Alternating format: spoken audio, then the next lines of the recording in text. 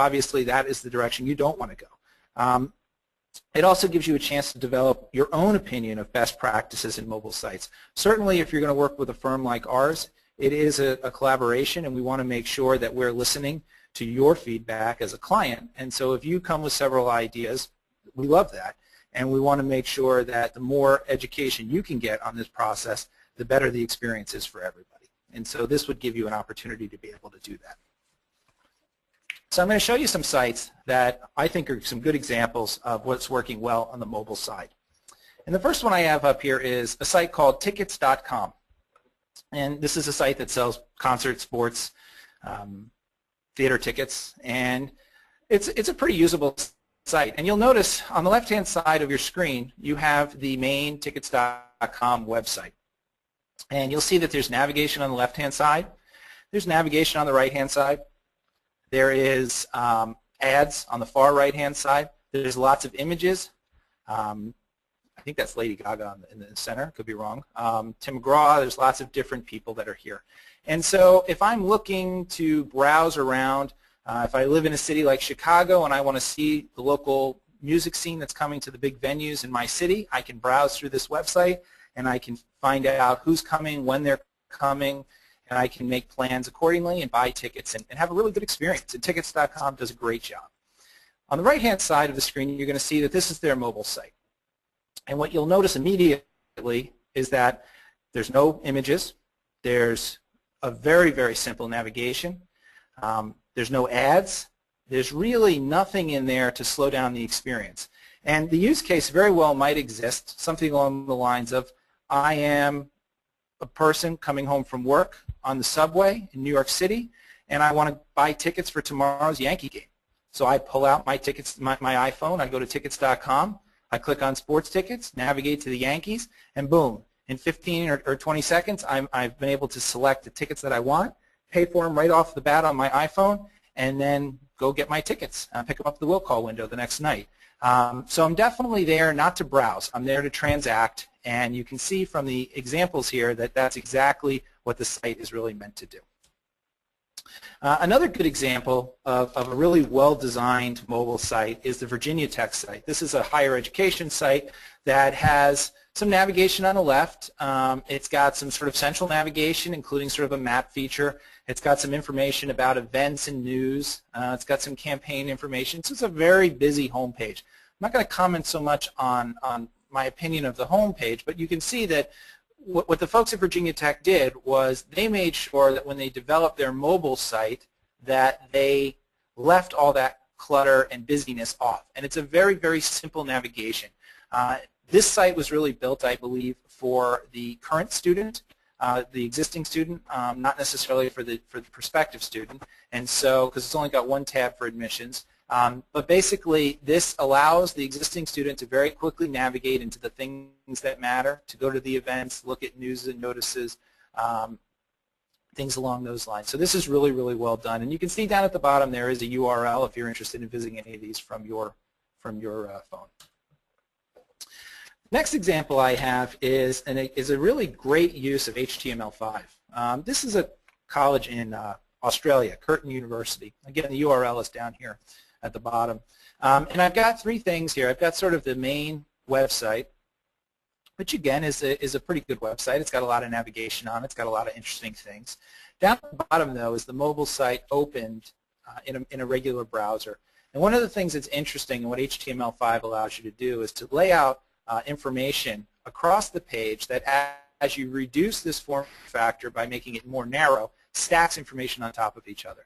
And so as you can see in the iPhone example here, the icons are now 4 across and actually go down 3 levels.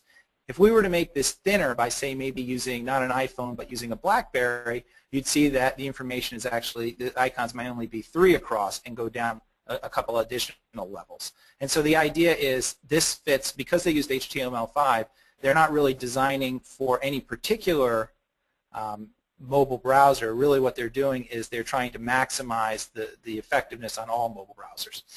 Some of the things that I think are not spectacular about this and kind of interferes with the user experience is this idea behind using both icons and writing. It's like why use an icon if you actually have to explain underneath what that icon means? Either use an icon that everybody understands what it means, or just use the writing. And so, that's one thing that I thought was not the greatest example of this. But obviously, I think this is a really good example of HTML5, and it's a pretty good mobile site to begin with. Again, this one is really built for the existing student. Okay, so let's talk about some of the ones that are maybe not the best. Okay, and in some cases, these are very clear what schools they are, and in other cases, they're not. So I don't want to harp too much on that. But on the left-hand side, you're going to see an extremely complex mobile website. ACU Mobile. It's got 3 tabs across the top, and it's got a navigation down the left-hand side, as well as having an image. So the first thing you'll notice if you ever go to this site on your mobile phone is that it loads pretty slowly. The other thing is it's way, way too complex. The people who designed this site decided that they were going to take their home page and take all of the functionality from their regular web and drop it onto the mobile experience. So what they didn't do was identify who their users are and what their users want to do. They just assumed, let's just take our full-size site and drop it down into a smaller form factor. Okay. Maybe 12 months ago that would have been okay. Obviously things have changed, but so overly complex sites are not the greatest thing to do. The second example on the right-hand side is from Case Western Reserve University. No hiding that. And what's interesting about this is they took the iPhone approach in terms of using these icons and using a lot of them. The problem with this site, with this page, frankly, is that there is no way of hiding, eliminating, or rearranging these icons to make this thing usable. So in other words, if I'm a student, why am I going to go to YouTube off of my Case Western homepage, mobile homepage? Why wouldn't I just go to YouTube directly? So there's a lot of things in here, and so if I make that decision, I can't get rid of that icon. It's there, and there's 25 of them. Google Talk, great, but if I don't use it, I'm going to make that icon history. And if I have an iPhone, I can do that, but on this website, I can't. And so it's really overly complex, and it doesn't really work well for, again, what the user is trying to do. Some other examples of not the greatest examples of mobile sites is in the limited functionality space. And we have 2 examples right here. And I think the first one on the left-hand side, basically what they did was sort of take a lot of the information off the home page and just sort of dump it onto this mobile site. And it really limits, there's really limited functionality. There's very little you can do on this. And it really begs the question, why do a mobile site at all if you're going to basically minimize your home page into something like this? The real question is, what does this do to your brand? Is it actually better not to have a mobile site than to have one that is not great? And I might make the argument, and I would make the argument, that you're better off not having one than putting something up, because I think your brand takes a hit. If I'm a prospective student and I'm looking on my iPhone at this university, I may decide that, what are these guys doing here? I guess I have to go visit it on my computer. I'm not sure this works for me. Wilmington College on the right-hand side is another example of something that has very limited functionality. Again, they dropped in information right off their homepage from their web. And so their main article, or their main piece of information when you hit the site from your mobile phone, is news. And you can see that they've listed out a number of different pieces of news about the university. The problem is, if you're not thinking about, or what I would say is that they're probably not thinking about what their users really want to use this site for, who their primary users are. We all know, frankly, that the news and events part of most websites are really low trafficked anyway. So I'm not sure why it would be very highly trafficked on a mobile device. So certainly these are examples of things that don't work so well. Okay, so moving forward, I just want to kind of get into the second part of the process is in the information architecture. So now we've got a good understanding of what's working well and what's not. And so when we start off with, we look at the sitemap. And the first thing we think of when we're looking in the mobile environment is to keep it simple. This should definitely be a reduced version of your existing navigation. You do not want to recreate your existing sitemap onto the mobile device. It's overkill. It makes it overly complex. We also say try not to go deeper than 3 levels. Remember, people are using this site mostly to transact. They want to get quick information. They want to get in and link off to go someplace else. And they don't necessarily want to dig deep into the site.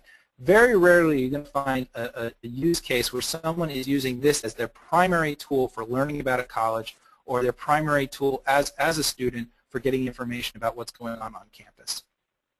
Number 3 is we want to integrate third-party services into the primary navigation. Absolutely figure out where you can drop in third-party services that you're using right now. For example, Maps is a great feature. Most of our phones have a native map application. How do we make that work using the mobile web as opposed to trying to create your own mobile app or something along those lines? And we've seen, certainly in the map side, people have done different things when it's so easy to just integrate Google Maps into what you're doing. Admissions events, in the case of Cornell, they use a program called Hobson's, and we knew that this was an important part of the project. And so when you go to the admissions events on the Cornell site, you actually link right over to Hobson's. You leave completely and you go to the third-party provider. And so if you can do that, you want to make that happen as much as possible. Also, always give the option of letting the user kick out to the main site. There's certainly no reason why somebody should be prevented from visiting the main site on their mobile device. And so if they want to go that direction, you should make it really easy for them to just hit a button and go there, if that's what they want to do. In the case of wireframes, I think the best thing that we learned when doing this is to develop with the smaller form factor in mind. And it's really, really valuable to actually mock up that small form factor, drop that piece of that logo in the top 20%, and really get a feel for how little space you have left to work with. So in other words, you're not going to have a lot of functionality in any one particular wireframe. You're not going to build a template that's got a news module, an events module, a link to the blog, to the dean's blog. It's just not going to be able to be done in a wireframe type of setting. And so it gives you a really clear understanding of how you have to simplify the experience in order to drive the student to do the things that you want them to do. And with this one, we also say keep it simple. And that kind of goes back to what we were talking about with the smaller form factor. Finally, I'd say when it comes to this in the wireframes, and we like to look at the functionality and the powering of what is going to make the different features work. And a lot of times we're talking about a CMS at that point. Our opinion is that we think that it's probably not in your best interest to integrate a CMS into your mobile site. It might make sense in the case of if you're trying to run a native application for calendar events or news, you want to feed them in some way. However, most of the text that you're looking at in any one particular template is really limited to 300 or 400 characters.